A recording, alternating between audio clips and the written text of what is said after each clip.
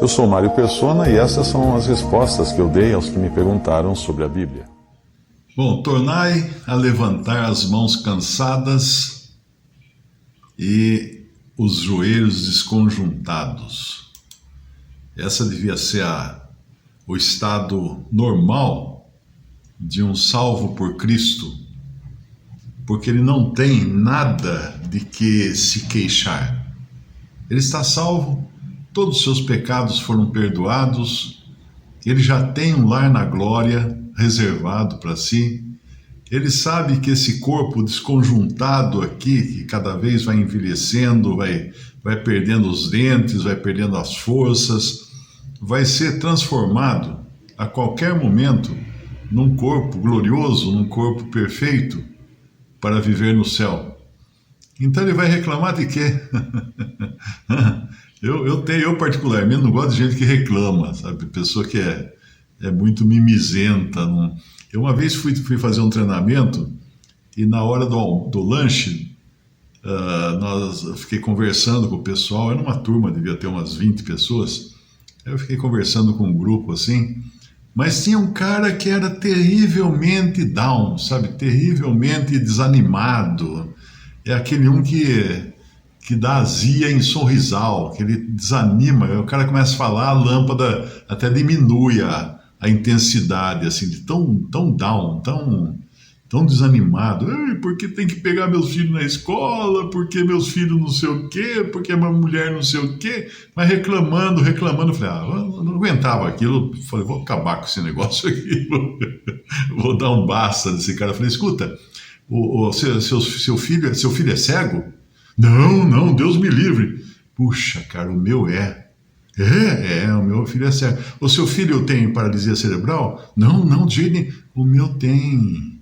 O seu filho sabe falar? Fala bastante. O meu é mudo. Ai, mas... Mas criou uma situação que o cara não sabia por onde sair, né? Por onde sair. Parou a reclamação dele. Parou a reclamação, porque a pessoa não percebe o quanto ela tem de privilégios na vida e fica reclamando de tudo e de todos. E o cristão deve ser o contrário, portanto, levantai as mãos cansadas, os joelhos desconjuntados, fazei veredas direitas para os vossos pés, para que o que manqueja não se desvie inteiramente, antes seja sarado. Então, essa é a influência que um cristão deve ter, é positiva, é de animar seus irmãos, de animar as pessoas, de mostrar às pessoas, aos irmãos em Cristo principalmente, né, que tem uma vida, que eles têm uma vida que é uma vida eterna agora, que não se perde jamais. Então essa é a condição que o cristão deveria andar sempre, né, de dar sempre um testemunho de alegria, de coragem, de veredas direitas, de ficar manquejando, se lamentando, que nem aquele desenho do leão e da hiena, né? Ó dia, ó vida, eu sei que não vai dar certo.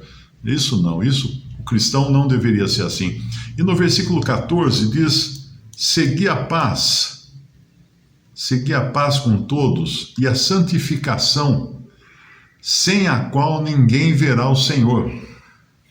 Muitos que me escrevem têm dificuldade com essa passagem, porque acreditam na salvação por mérito e vivem uma vida desgraçada ou uma vida de fingimento, uma vida de fariseu.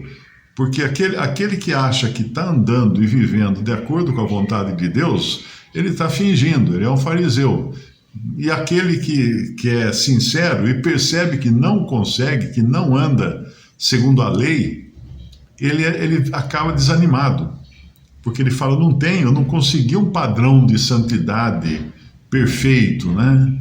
Tem até um vídeo que circula na internet, que os caras chegando no céu, tem lá um relógio, assim, um mostrador, né, com um ponteiro, para mostrar qual quanto de boas obras você já fez, qual o seu padrão de santidade, e aí se o ponteiro aponta lá para um padrão bom, daí você entra no céu, se não aponta você está perdido. Não é isso. Não é isso. Quando nós cremos em Cristo, nós fomos feitos perfeitamente santos. Perfeitamente santos, porque a santidade ela tem basicamente três aspectos. Tem um quarto aspecto, né, que é aquele que fala em Coríntios, que diz que o marido incrédulo é santificado pela esposa crente. Então é uma santificação mesmo antes da pessoa se converter. Os filhos são santificados porque tem a mãe crente. Então ainda não se converteram. Mas essa santificação que nós temos, ela é absoluta. Nós não podemos melhorar o grau de santificação daquela que nós recebemos quando cremos em Jesus. Então o crente, ele já é posicionalmente santo a partir do dia em que creu em Cristo. A santificação dele é perfeita e completa a partir do dia em que ele creu em Jesus. Em 1 Coríntios, capítulo 1, Paulo escreve no versículo 2: a igreja de Deus que está em Corinto, aos santificados em Cristo Jesus, chamados santos, com todos os que em todo lugar invocam o nome de nosso Senhor Jesus Cristo, Senhor deles e nosso. A maioria de nós, né, na maior parte, nós fomos influenciados pelo catolicismo romano, que colocou a ideia de que santo é um cara que nunca pecou na vida, viveu uma vida perfeita, totalmente obediente a Deus, e depois que morre, então, por um decreto lá de Roma, ele é canonizado e é feito santo. Não existe na Bíblia nenhuma coisa parecida com isso, porque Paulo não escrevia cartas para o cemitério. Quando ele escrevia aos santos que estão em Corinto, aos santos que estão em Éfeso, ele não punha endereço do cemitério da cidade para entregar nos túmulos daqueles que tinham morrido, levado uma vida perfeita e fiel e morrido. Não, eram vivos. Santos são pessoas vivas. Se tiver algum católico me escutando aqui, vou repetir: santos são pessoas vivas, não mortas. E pessoas que foram santificadas em Cristo Jesus, como fala a passagem aqui de 1 Coríntios. E em 1 Coríntios mesmo, mais adiante, no capítulo 6, ele fala no versículo 9 o seguinte: não sabeis que os injustos não hão de herdar o reino de Deus? Não erreis, nem os devassos, nem os idólatras, nem os adúlteros, nem os efeminados, nem os sodomitas, nem os ladrões, nem os avarentos, nem os bêbados, nem os maldizentes, nem os roubadores herdarão o reino de Deus. É o que alguns têm sido. Outra versão fala: assim foram alguns de vós. É o que alguns têm sido. Mas haveis sido lavados, mas haveis sido santificados, mas haveis sido justificados em nome do Senhor Jesus e pelo Espírito do nosso Deus. Então isso aqui foi no momento que aconteceu quando cremos em Jesus. Quando nos convertemos a Cristo, fomos santificados, fomos lavados pelo seu precioso sangue, fomos justificados, feitos justos aos olhos de Deus, por Cristo, em nome do Senhor Jesus e pelo Espírito do nosso Deus. Uma obra totalmente à parte de nós. Uma obra que não tem nada a ver conosco, que nós não nos esforçamos para fazer isso. Nós simplesmente cremos. Nós simplesmente depositamos fé em Jesus e na sua palavra. Só isso. E aí Deus fez a obra. Então já estamos santificados, perfeitamente santos, e perfeitamente puros, perfeitamente salvos. Não tem mais nada que a gente possa acrescentar à nossa salvação ou à perfeição como o Senhor nos enxerga. Eu acho que foi Martinho Lutero que dizia que ele falava: a minha santidade está no céu. Porque na realidade é isso que aconteceu, né? Quando nós cremos, nós somos santificados em Cristo. Então, quando Deus olha para Cristo, Ele nos enxerga em Cristo, não em nós mesmos, em Cristo. Então, essa parte da santificação posicional, chamando a atenção aqui, nós já temos. Não precisamos fazer nada, não tem como aperfeiçoá-la, porque ela é perfeita, essa santificação é completa, não precisa colocar mais nenhuma pedrinha nela, nada, ela é totalmente completa. Então, Cristo é a nossa santidade, no sentido do nosso posicionamento diante de Deus.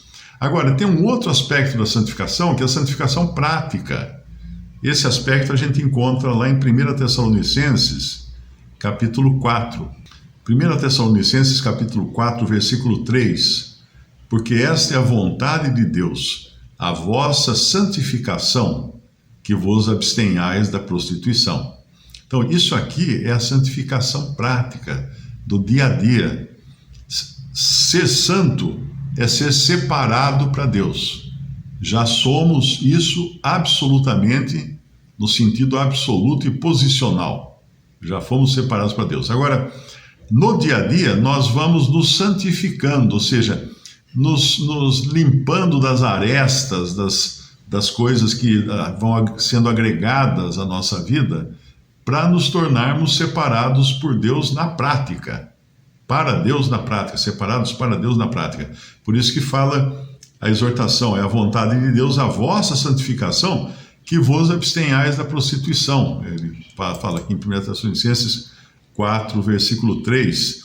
E também, continuando, na mesma passagem de 1 Tessalonicenses 4, no versículo seguinte, diz que cada um de vós saiba possuir o seu vaso em santificação ou em separação e honra, não na paixão da concupiscência, como os gentios, que não conhecem a Deus. Então, o exemplo que ele dá aqui é justamente o oposto daquilo que o mundo quer fazer a gente engolir. Porque o mundo é paixão da concupiscência direto, né? Os gentios que não conhecem a Deus. Mas os santos, os que creem em Cristo, eles são separados para um outro tipo de vida. Então eles podem ser santificados na prática, além de posicionalmente, né? Depois existe a santificação completa, cabal, final. Que santificação é essa? Aquela que vai acontecer quando nós chegarmos no céu. Aí não tem mais nada que nos separe da presença do Senhor ou que contamine a nossa vida. Estaremos perfeitos em santidade no céu. Então, é uma bobagem muito grande quando alguém acha que é algo que você obtém por esforço. Eu quero me santificar, eu vou morar numa caverna, numa montanha, para viver separado de tudo e de todos. Não vai adiantar, porque você vai levar junto a sua mente, os seus pensamentos, as suas concupiscências, vão estar junto com você. Então, a santificação absoluta, o crente já tem. A santificação prática, ele vai todos os dias trabalhar essa santificação prática. E a sua velha natureza, a sua carne, melhor dizendo, né? A sua carne continua nele. Então ele deve entender isso, que, como o Paulo falou, eu sei que na minha carne não habita mal nenhum. Eu falei o versículo errado. Na minha carne não habita mal nenhum. Eu falei isso. O correto é: na minha carne não habita bem algum. Essa é a forma correta, né? Você sabe que é chefe não erra, ele comete equívocos.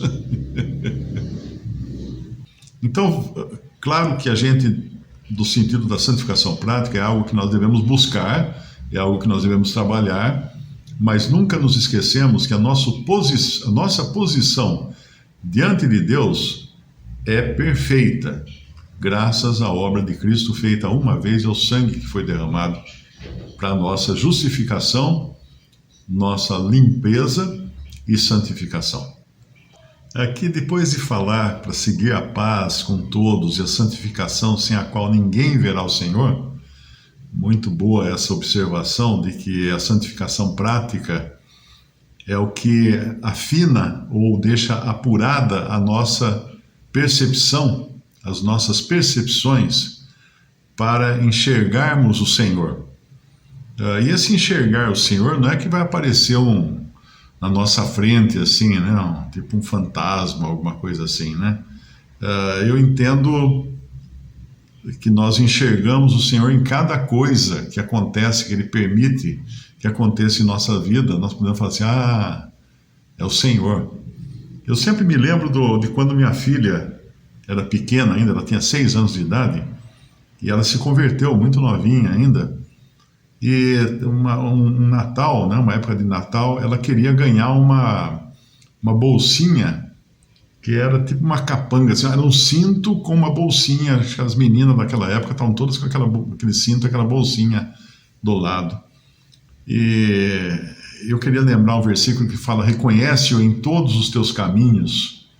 Se alguém lembrar esse versículo, me avisa aí, porque eu estou tentando lembrar esse versículo. Reconhece-o em todos os teus caminhos. Mas então, eu estava contando, então ela queria, mas que queria, e pedia. Eu não sei por que razão nós não compramos, porque era até baratinha a bolsinha. Mas a gente falava assim, ora para o Senhor, ora que se o Senhor quiser dar, Ele vai dar para você. Aí nós fomos visitar a casa dos meus sogros, em Santos, e tinha lá uns presentinhos para as crianças, né? Já como era costume, chegava, sempre tinha presentinho. E aí minha filha recebeu um pacotinho lá e ela abriu. Quando ela abriu, minha sogra não sabia que ela queria aquela bolsinha. Era justamente a bolsinha. Ela virou para a gente assim com um sorriso e falou assim, o Senhor! Eu nunca esqueço aquela cena. O Senhor, Provérbios 3:6, né? Provérbios 3:6, obrigado pelo versículo. Vamos abrir lá em Provérbios, capítulo 3, versículo 6. Reconhece-o em todos os teus caminhos e Ele endireitará as tuas veredas. Mas foi tão bonito e tão sensível aquele momento em que ela reconheceu que o Senhor tinha dado a bolsinha para ela. Não foi a avó que deu a bolsinha, foi o Senhor. O Senhor! Ela se exclamou assim, toda alegre, né? toda surpresa, porque ela reconheceu que tinha vindo do Senhor aquele presente.